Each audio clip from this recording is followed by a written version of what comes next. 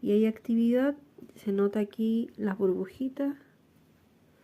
Acá está el otro frasco donde igual tengo avena.